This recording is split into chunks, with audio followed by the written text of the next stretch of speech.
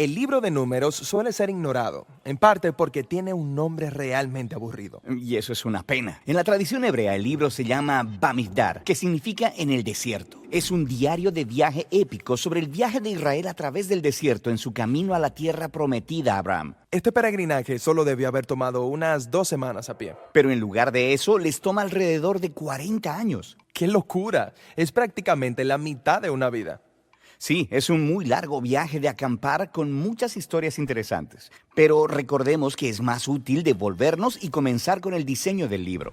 El libro está dividido en 5 secciones. Hay 3 lugares desérticos separados en 2 diferentes viajes que conectan todas las piezas. La primera sección del desierto es el monte Sinaí, justo ahí en el mapa. En la segunda sección, ellos viajan a una región llamada Parán. En el desierto de Parán suceden un montón de cosas.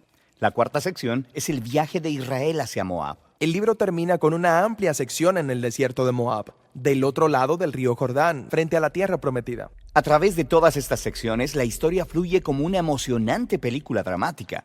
Todo comienza muy bien, pero luego el viaje se pone muy mal. Todo termina con un momento final de redención, un sorpresivo acto de la gracia de Dios. Vayamos a la historia. Todo comienza en el desierto, en el monte Sinaí. Nos hemos familiarizado muy bien con esta montaña. Si lo recuerdas, Israel vino aquí después de salir de Egipto.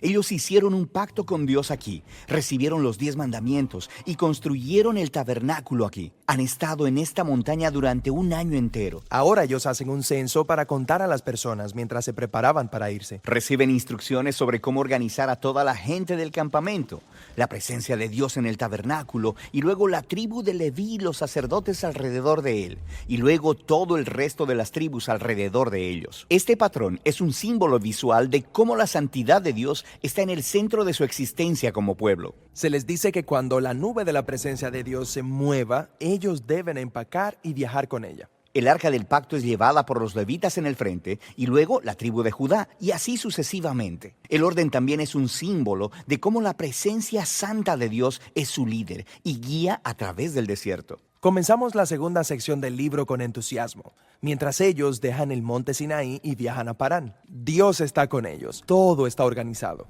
Esto será genial, pero no es genial. Después de solo 3 días de camino, el pueblo se está quejando de su hambre y sed. Aún el hermano y la hermana de Moisés empiezan a hablar mal de él frente a todo el pueblo. Eso no es un buen comienzo. Ahora estamos entrando a la tercera sección, el desierto de Parán. Aquí es donde envían a los 2 espías para explorar la tierra prometida. 2 de esos espías regresan realmente optimistas. Pero los otros 10 están aterrados, no confían en Dios. Van de un lado a otro diciendo, allá nos van a aniquilar. Inician un motín, intentan designar un nuevo líder que lleve a todo el pueblo de vuelta a Egipto. Básicamente se están negando a entrar en la tierra prometida y Dios honra su decisión. Él dice que esta generación va a vagar durante 40 años y morir en el desierto. Solo sus hijos entrarán en la tierra prometida. Esta historia es referenciada muchas veces en la Biblia por diferentes autores. Sí, y siempre sirve como recordatorio de que aunque Dios permanece fiel a su pueblo y a sus promesas, Él honrará sus decisiones. Él les dejará desperdiciar sus vidas si eligen vivir en rebeldía. Hasta ahora el viaje ha sido un desastre. Y se pone peor en la cuarta sección camino a Moab. Aún Moisés tiene un momento de rebeldía y es descalificado para entrar en la tierra prometida.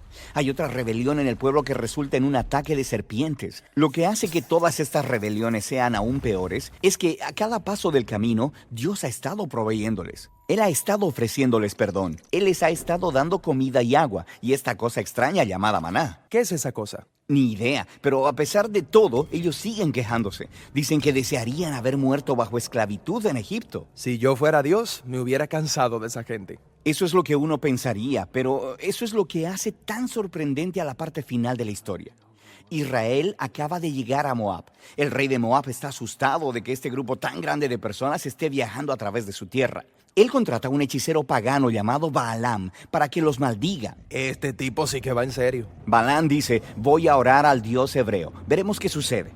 En 3 ocasiones distintas intenta maldecirlos, pero cada vez se da cuenta que solo puede expresarles bendiciones. Lo más sorprendente es la última bendición, en la cual profetizó que de Israel se levantaría un rey victorioso. Este rey estará conectado de alguna manera a la promesa de Dios a Abraham para bendecir a todas las naciones a través de su familia. Aquí está Israel revelándose en el campamento, totalmente ajenos a que allá en las montañas Dios los está protegiendo y aún bendiciéndoles. El libro termina aquí en Moab. Israel está preparándose para ir a la tierra prometida. Vuelven a contar a todo el mundo igual que al principio. Están dejando la generación vieja atrás, incluyendo a Moisés. Pero antes de que dejen a Moisés, él les da sus últimas palabras de advertencia y sabiduría. De ese discurso es de lo que se trata el siguiente libro, Deuteronomio. En el desierto de Sinaí, Jehová ordenó a Moisés realizar un censo de los varones mayores de 20 años aptos para la guerra en la congregación de los hijos de Israel. Se contaron un total de 603.550 hombres. Se designaron líderes de cada tribu para dirigir a sus clanes, incluyendo Rubén, Simeón, Judá, Isaacar, Zabulón, José, Benjamín, Dan, Gad, Aser y Neftalí. Los levitas fueron excluidos del censo y se les asignó la responsabilidad de cuidar y transportar el tabernáculo del testimonio, prohibiendo a los extraños acercarse a él ya que podrían ser castigados con la pena de muerte. Los levitas acamparon alrededor del tabernáculo para protegerlo. 2 En este pasaje de la Biblia, se describe cómo los hijos de Israel debían acampar cada uno junto a su bandera, alrededor del tabernáculo de reunión. Se detalla la disposición de cada tribu según su dirección cardinal, con sus respectivos jefes y números de soldados. Las tribus de Judá, Isaacar y Zabulón acamparían al este, Rubén, Simeón y Gad al sur, Efraín, Manasés y Benjamín al oeste, y Dan, Aser y Neftalí al norte. También se menciona que el campamento de los levitas estaría en medio de los demás campamentos. Cada tribu tenía asignado un jefe y un número específico de soldados contados. Se destaca la organización detallada de cada campamento, con sus respectivas banderas y líderes tribales. Se menciona que en total había 603,550 soldados contados entre las tribus de Israel, excluyendo a los levitas. 3 En este pasaje, se habla sobre los deberes y responsabilidades de los levitas en el servicio del tabernáculo. Se mencionan los descendientes de Aarón y Moisés, destacando a los hijos de Aarón que fueron consagrados como sacerdotes, y la muerte de Nadab y Abiú por ofrecer fuego extraño delante de Jehová. Se detalla cómo los levitas fueron tomados en lugar de los primogénitos de Israel para servir en el tabernáculo y desempeñar diversas tareas, como cuidar los utensilios y servir en el ministerio del tabernáculo. Se menciona que los levitas fueron contados por las familias de Gersón, Coat y Merari, y se detallan las responsabilidades específicas de cada una de estas familias en el servicio del tabernáculo. También se habla sobre el rescate de los primogénitos de Israel, donde los levitas fueron tomados en su lugar y se establece un pago de 5 siclos por cabeza para aquellos que excedían el número de levitas. Finalmente, se menciona que Moisés cumplió con la orden de Jehová en cuanto al rescate de los primogénitos, dando el dinero del rescate a Aarón y sus hijos según lo establecido. Números 4 Dios dio instrucciones a Moisés y a Aarón sobre las responsabilidades de los levitas en el tabernáculo. Los hijos de Coat tenían la tarea de desmontar y transportar los objetos sagrados, como el arca del testimonio y la mesa de la proposición. Además, los hijos de Gersón debían encargarse de transportar las cortinas y los utensilios del tabernáculo, mientras que los hijos de Merari tenían la responsabilidad de transportar las tablas y columnas del tabernáculo. Cada grupo de levitas tenía asignadas tareas específicas según sus familias y edades, de 30 a 50 años. Moisés, Aarón y los líderes de la congregación contaron a los levitas, cumpliendo con las instrucciones de Dios, y el total fue de 8.580 levitas. Número 5 Dios habla a Moisés y le ordena que los hijos de Israel echen del campamento a quienes sufren de lepra, flujo de semen o están contaminados por muertos, para evitar que contaminen el campamento. También establece leyes sobre la restitución por pecados cometidos contra él, que deben ser confesados y compensados con una indemnización. Además, se menciona la ley sobre los celos, donde si un hombre sospecha que su esposa le ha sido infiel, debe llevarla ante el sacerdote para un ritual de aguas amargas y ofrendas, que determinará si es culpable o inocente. Si la mujer es inocente, será bendecida, pero si es culpable, sufrirá las consecuencias de las maldiciones. Esta ley se aplica tanto a las mujeres infieles como a los hombres celosos, con el objetivo de mantener la pureza y rectitud en la comunidad de Israel. Número 6 El texto habla sobre los votos de los nazareos, un tipo de consagración a Jehová en la que la persona se abstiene de ciertas cosas y se aparta para dedicarse a Dios. durante este voto, el nazareo no debe consumir vino, sidra, vinagre, licor de uvas, uvas frescas ni secas, ni cortarse el cabello. También debe mantenerse alejado de los muertos, incluso de familiares cercanos. Si alguien muere cerca de él, debe raer su cabeza y purificarse. Al finalizar su voto, el nazareo debe ofrecer sacrificios al sacerdote, incluyendo animales sin defectos y panes sin levadura. El sacerdote realiza rituales de expiación y sacrificio en nombre del nazareo. Una vez cumplido el voto, el nazareo puede beber vino nuevamente. Además, se describe la bendición sacerdotal que Aarón y sus hijos deben pronunciar sobre los hijos de Israel, pidiendo la bendición y protección de Jehová sobre ellos. Dios promete colocar su nombre sobre los hijos de Israel y bendecirlos. Número 7. Después de que Moisés concluyó la construcción del tabernáculo y lo consagró junto con todos sus utensilios, así como el altar y sus utensilios, los líderes tribales de Israel trajeron ofrendas para la dedicación.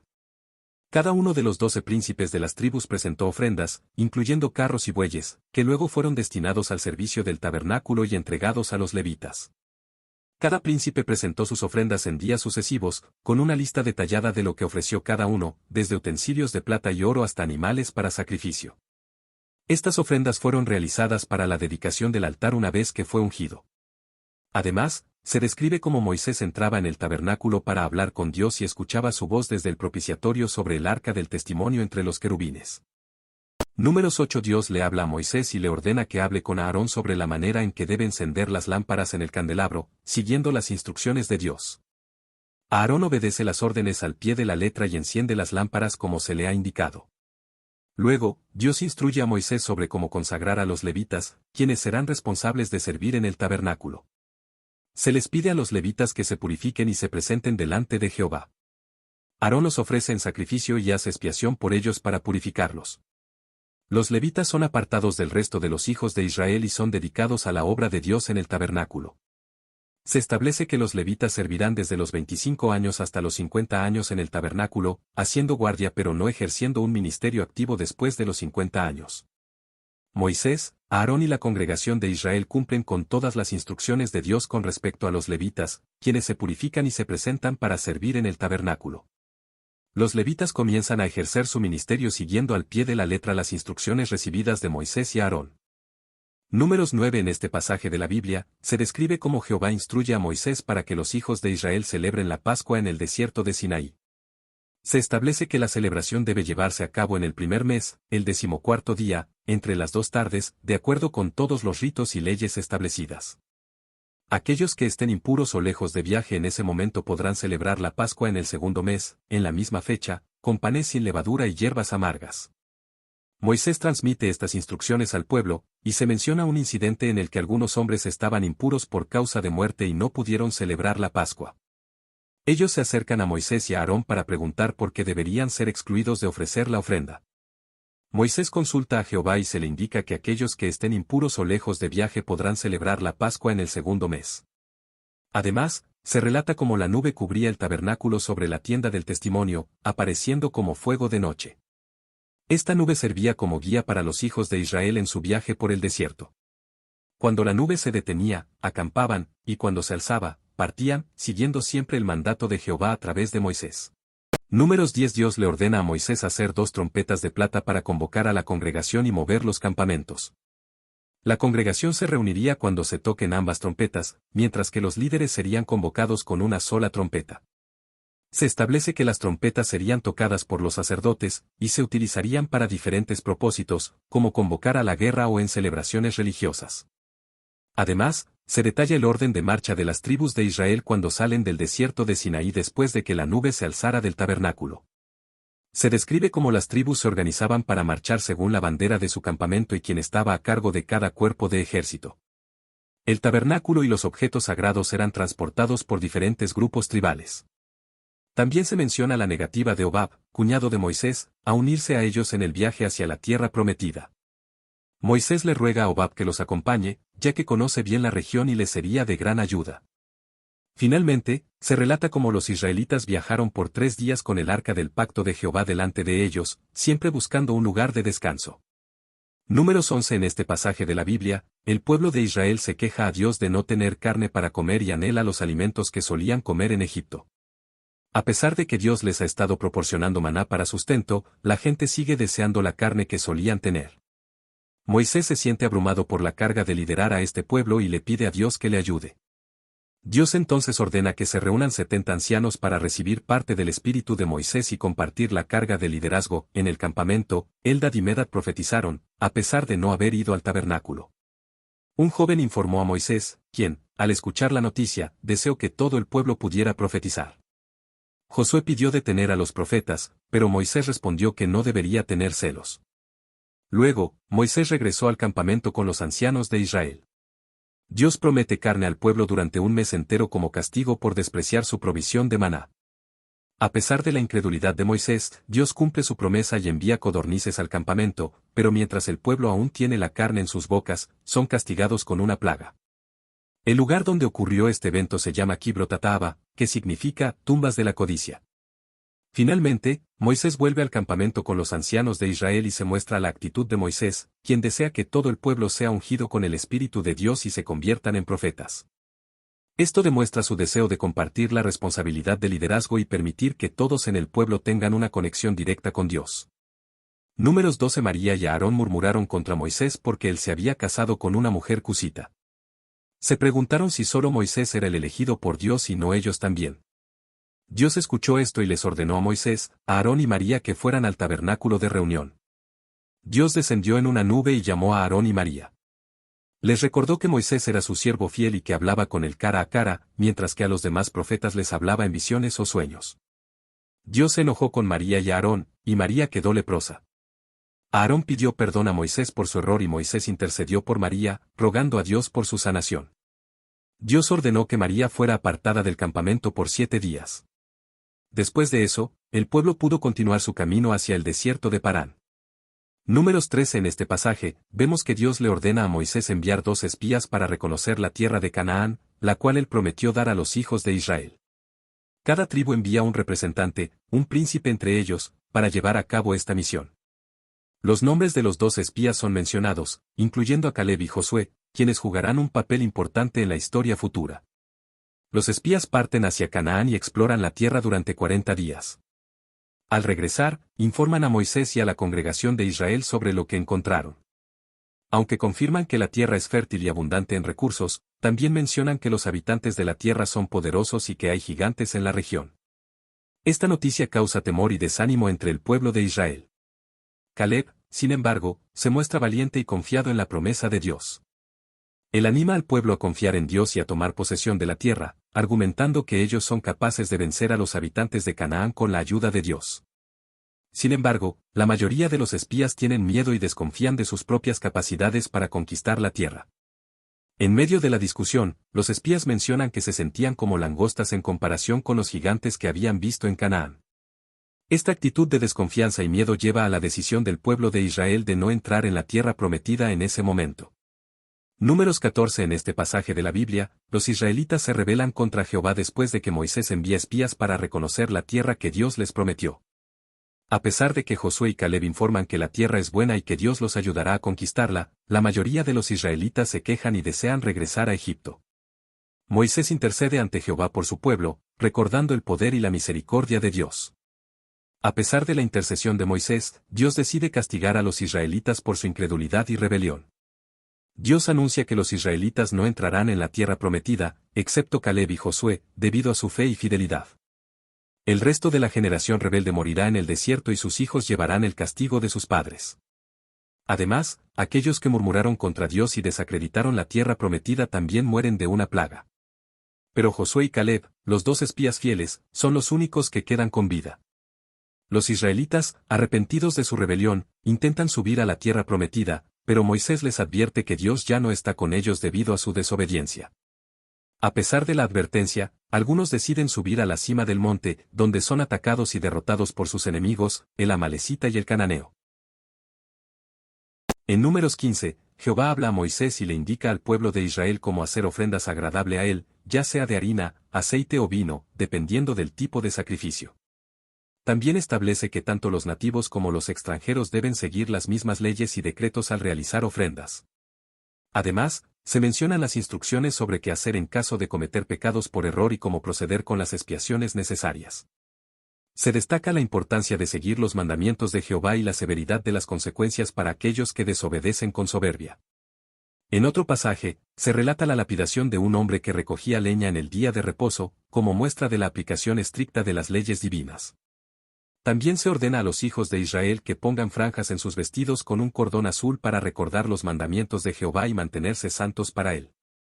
Números 16. En la historia de la rebelión de Coré, un grupo de líderes de Israel se levanta contra Moisés y Aarón, argumentando que todos en la congregación son santos y que no deberían tener autoridad sobre ellos. Moisés les propone un desafío divino para mostrar quién es elegido por Dios. Coré y su séquito, junto con Moisés y Aarón, se presentan con incensarios delante de Jehová. La tierra se abre y se traga a Coré, sus seguidores y sus familias, mientras que una mortandad cae sobre los 250 hombres que ofrecieron incienso. Moisés indica a Eleazar que los incensarios de bronce sean batidos para cubrir el altar como señal para los hijos de Israel. Al día siguiente, la congregación acusa a Moisés y a Aarón de matar al pueblo de Jehová, provocando una nueva respuesta divina. Aarón realiza un ritual de expiación que detiene la mortandad, la cual ya había cobrado la vida de 14.700, sin contar los muertos por la rebelión de Coré. Números 17. En este pasaje de Números 17, Dios le ordena a Moisés recoger varas de cada líder de las tribus de Israel, incluyendo una de Aarón. Estas varas debían ser colocadas en el tabernáculo y la vara que floreciera sería la señal de que Dios había elegido a ese líder. Al día siguiente, la vara de Aarón de la tribu de Leví había reverdecido, florecido y producido almendras, demostrando así la elección de Dios. Dios le ordena a Moisés conservar esta vara como señal para los hijos rebeldes. Los israelitas se asustan por el castigo de Dios, temiendo que todos perezcan al acercarse al tabernáculo. Moisés sigue las instrucciones de Dios y se tranquiliza la situación. Números 18.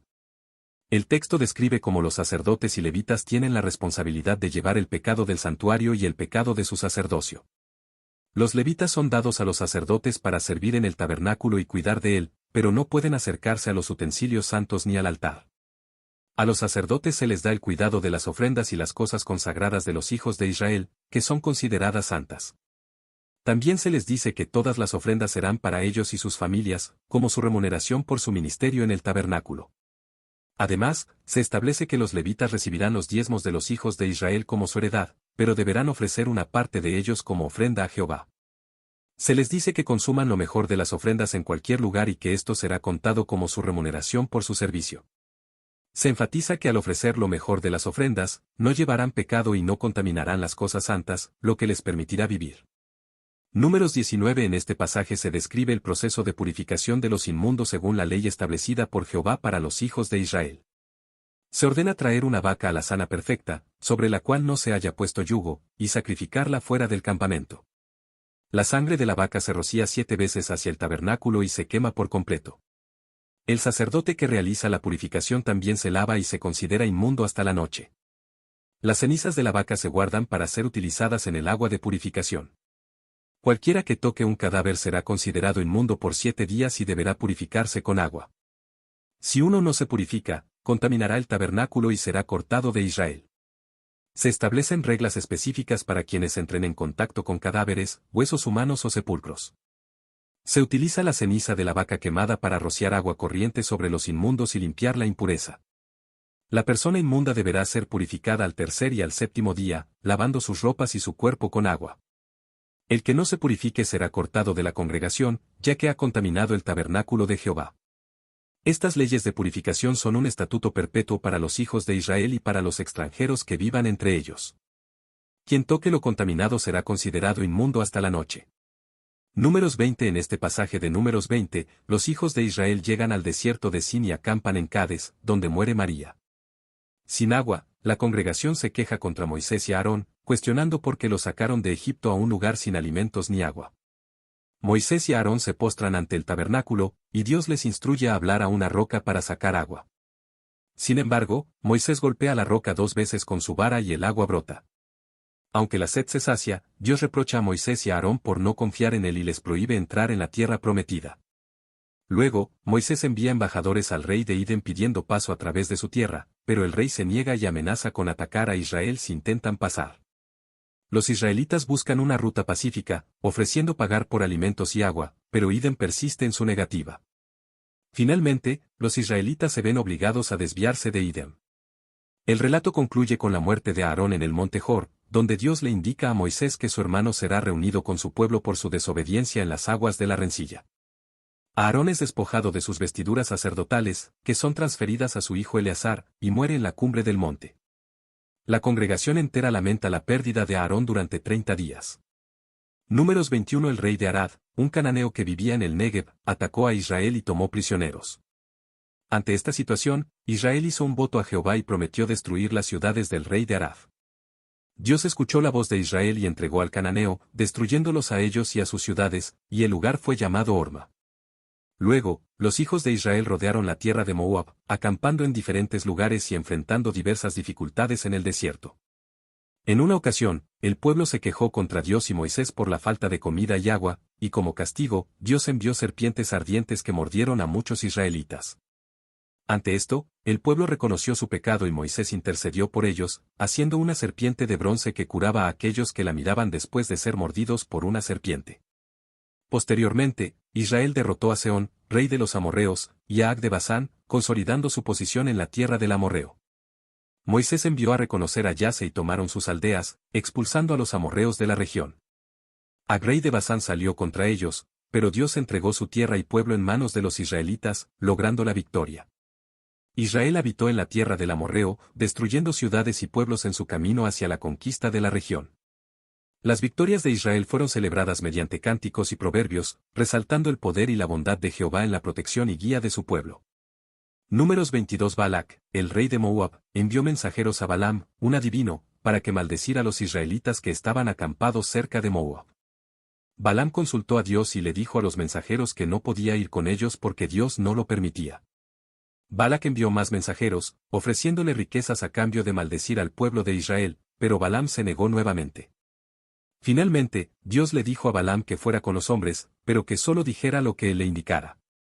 En el camino, el ángel de Dios se le apareció a Balaam en forma de un asna, causando que el animal se desviara del camino. Balaam, enojado, golpeó al asna hasta que finalmente el animal habló y le preguntó por qué lo estaba maltratando. El ángel de Dios entonces se reveló a Balaam, quien reconoció su error y se arrepintió. Balaam siguió adelante con los mensajeros de Balac y finalmente se encontró con el rey, quien lo llevó a una montaña para maldecir a los israelitas. Sin embargo, en lugar de maldecirlos, Balaam pronunció una bendición sobre el pueblo de Israel, diciendo que eran un pueblo bendecido por Dios. Balac quedó sorprendido y enojado por la bendición de Balaam, pero el adivino se mantuvo firme en su palabra, diciendo que solo podía decir lo que Dios le indicaba. En este pasaje de Números 23, Balaam y Balac realizan un ritual de sacrificio en 7 altares, con un becerro y un carnero en cada uno. Balaam recibe la palabra de Dios y bendice a Jacob e Israel en lugar de maldecirlos, lo que sorprende a Balac. A pesar de los intentos de Balac de influir en Balaam para que curse al pueblo de Israel, Balaam solo puede pronunciar bendiciones por orden de Dios. En respuesta, Balac decide no bendecir ni maldecir al pueblo. Posteriormente, Balac lleva a Balaam a otro lugar, donde Balaam vuelve a realizar el ritual de sacrificio en 7 altares. Aunque Balac sigue buscando la maldición de Balaam sobre Israel, este solo puede pronunciar bendiciones por orden de Dios. Finalmente, Balac decide no bendecir ni maldecir al pueblo y se aleja de Balaam. Número 24. Al ver que era del agrado de Dios que bendijese a Israel, Balaam no buscó señales como en ocasiones anteriores, sino que se volvió hacia el desierto. Vio a Israel acampando por tribus y el Espíritu de Dios descendió sobre él. Entonces pronunció una parábola diciendo que las tiendas de Jacob eran hermosas como arroyos y huertos plantados por Dios. Predijo que Israel sería poderoso y vencería a sus enemigos, siendo bendecidos los que les bendijeran y maldecidos los que les maldijeran. Balac, indignado por las bendiciones de Balaam, le ordenó irse sin honores. Balaam le recordó que había dicho que no podía desobedecer a Dios por dinero. Anunció que en el futuro, Israel sería dominante y destruiría a sus enemigos. También profetizó la caída de Amalek y los eneos. Finalmente, Balaam regresó a su hogar y Balac se marchó. Número 25. El pueblo de Israel pecó en Sittim al fornicar con las hijas de Moab y adorar a los dioses de Moab, especialmente a Baal Peor. Esto provocó el furor de Jehová contra Israel, y ordenó a Moisés que colgara a los príncipes del pueblo para aplacar su ira. Faíns, hijo de Eleazar, tomó una lanza y mató a un israelita que había traído a una madianita a la vista de Moisés y la congregación. como resultado, cesó la mortandad que había afectado a 24.000 israelitas. Dios elogió a Faíns por su celo y estableció un pacto de paz con él y su descendencia, otorgándoles el pacto del sacerdocio perpetuo. Asimismo, Dios ordenó a Moisés que hostigara y atacara a los madianitas por haberlos afligido y engañado en relación a Baal Peor y la muerte de Cosbi, la hija del príncipe de Madián. Esta historia muestra la importancia de la fidelidad a Dios y la rápida acción contra la idolatría y el pecado. Número 26. Después de la mortandad, Jehová ordenó a Moisés y Eleazar realizar un censo de los hijos de Israel mayores de 20 años, que puedan salir a la guerra. Se contaron diferentes tribus, como Rubén, Simeón, Gad, Judá, Isaacar, Zabulón, José, Benjamín, Dan, Aser y Neftalí. En total, se registraron 601,730 hombres. Luego, Jehová indicó cómo se repartiría la tierra entre ellos, asignando heredad según el número de personas, con distribución equitativa por medio de la suerte. Además, se enumeró la tribu de Leví, que no recibiría tierra, y se mencionaron los descendientes de Aarón. Finalmente, se destacó que Caleb y Josué fueron los únicos sobrevivientes de los que fueron contados en el desierto de Sinaí, ya que el resto había fallecido. Número 27. Las hijas de Zelofead se presentaron ante Moisés, el sacerdote Eleazar y los príncipes para pedir una heredad, ya que su padre había muerto sin hijos. Moisés llevó su caso ante Jehová, quien respondió que se les daría la posesión de una heredad entre los hermanos de su padre. Además, se estableció el principio de que en ausencia de hijos, la herencia pasaría a las hijas, luego a los hermanos y finalmente a los parientes más cercanos. Posteriormente, Jehová le dijo a Moisés que subiera al monte Abarim para ver la tierra que daría a los hijos de Israel, y luego sería reunido con su pueblo como lo fue Aarón. Moisés pidió que se designara un líder para la congregación, y Jehová indicó que Josué hijo de Nun sería el sucesor. Moisés colocó sus manos sobre Josué delante de Eleazar y la congregación, transmitiéndole su dignidad y autoridad para que fuera obedecido por todo el pueblo de Israel. Así, Josué fue designado como líder del pueblo en lugar de Moisés, quien había sido rebelde en el desierto. Se estableció que Josué consultaría al Urim delante de Jehová para tomar decisiones, liderando a los hijos de Israel y a toda la congregación. Moisés cumplió con las instrucciones de Jehová y Josué fue oficialmente designado como líder del pueblo. Número 28. El texto habla sobre las diferentes ofrendas que los hijos de Israel deben presentar a Jehová de manera diaria, mensual y en festividades especiales. Se menciona la ofrenda de 2 corderos sin defecto de un año como holocausto continuo, junto con harina, aceite y vino. En el día de reposo se presentan 2 corderos junto con harina y aceite, mientras que al inicio de cada mes se realizan ofrendas adicionales que incluyen becerros, carneros y corderos.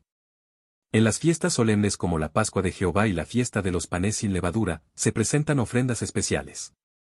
Se destaca la importancia de seguir las instrucciones precisas para llevar a cabo las ofrendas y celebrar convocaciones santas sin realizar trabajos serviles. Las ofrendas son parte del ritual religioso para mantener una conexión con Jehová y expresar gratitud a través de sacrificios y libaciones. Número 29. En el 7º mes, se celebran varias convocaciones santas donde se ofrecen holocaustos y ofrendas a Jehová, incluyendo animales sin defectos y flor de harina amasada con aceite. En el 10º día de este mes, se celebra otra convocación santa donde se ofrece un holocausto similar. Además, en el día 15 del mismo mes, se celebra una fiesta solemne a Jehová por 7 días, ofreciendo varios holocaustos y ofrendas cada día, con la presencia de un macho cabrío por expiación. Los siguientes días también se ofrecen holocaustos y ofrendas, disminuyendo gradualmente en cantidad de animales hasta llegar al último día, donde se celebra solemnidad con otra variedad de animales ofrecidos en holocausto. Moisés indicó a los hijos de Israel que cumplan con todas estas ofrendas y celebraciones de acuerdo a lo mandado por Jehová. Número 30. La ley de los votos establece que cuando alguien hace un voto a Jehová o se compromete con un juramento, no puede quebrantar su palabra y debe cumplirlo. Si una mujer hace un voto en la casa de su padre y su padre lo permite, el voto es válido, pero si su padre lo prohíbe, el voto no es válido y Dios lo perdona. Si una mujer casada hace un voto y su marido lo permite, debe cumplirlo, pero si su marido lo prohíbe, el voto no es válido y Dios lo perdona. En el caso de viudas o repudiadas, sus votos son válidos. Si la mujer hace un voto en la casa de su marido y él lo permite, debe cumplirlo, pero si lo anula, el voto no es válido y Dios lo perdona. Si un marido confirma los votos de su esposa, deben cumplirse, pero si los anula, cargará con el pecado de ella. Estas son las ordenanzas dadas por Jehová a Moisés sobre los votos entre marido y mujer, y padre e hija en la juventud de esta última en casa de su padre. Número 31. Después de recibir instrucciones de Dios, Moisés ordenó a los hijos de Israel vengarse de los madianitas. Envió a 12,000 guerreros liderados por Faíns para la batalla, donde mataron a todos los hombres de Madián, incluidos 5 reyes y el profeta Balaam. Tomaron cautivas a mujeres y niños, saquearon ciudades y llevaron el botín al campamento. Moisés se molestó al descubrir que las mujeres habían sido dejadas vivas, por lo que ordenó matar a todos los que habían tenido relaciones sexuales y purificar a los demás. El sacerdote Eleazar instruyó a los guerreros sobre cómo dividir y purificar el botín, incluyendo oro, plata y otros materiales. También se ordenó purificar sus ropas antes de entrar al campamento. El botín se repartió entre los guerreros, la comunidad y se ofreció tributo a Jehová. Hubo 675,000 ovejas, 72,000 bueyes, 61,000 asnos y 32,000 mujeres vírgenes. El botín destacó la importancia de obedecer a Dios y purificarse después de la guerra. Rubén y Gad solicitaron quedarse al este del Jordán en la tierra de Yase y Galaad, para evitar cruzar el río. Moisés les advirtió sobre desanimar a los demás y les hizo prometer luchar por la heredad de todos. Finalmente, les permitió establecerse en la región, donde construyeron ciudades fortificadas. Los israelitas viajaron desde Egipto hasta el río Jordán, enfrentando desafíos y milagros en el desierto. A lo largo del camino, Aarón murió en el monte Jor a los 123 años según el plan de Dios. Llegaron a los campos de Moab, donde se les ordenó expulsar a los moradores de Canaán y destruir sus ídolos. Dios le indicó a Moisés los límites de la tierra de Canaán y cómo sería repartida por sorteo entre las tribus. 2,5 tribus ya tenían sus heredades al este del Jordán. También se establecieron ciudades de refugio para aquellos que cometieran homicidios involuntarios, así como normas sobre la culpa y castigo por homicidio intencional. En cuanto a la ley del casamiento de las herederas, las hijas de Zelofead solicitaron a Moisés el derecho a heredar la tierra de su padre. Tras consultar con Dios, se les permitió heredar siempre y cuando se casaran dentro de la tribu de su padre. Cumplieron con esta condición, preservando así la herencia en la tribu de Manasés y respetando las leyes de Dios sobre la herencia familiar.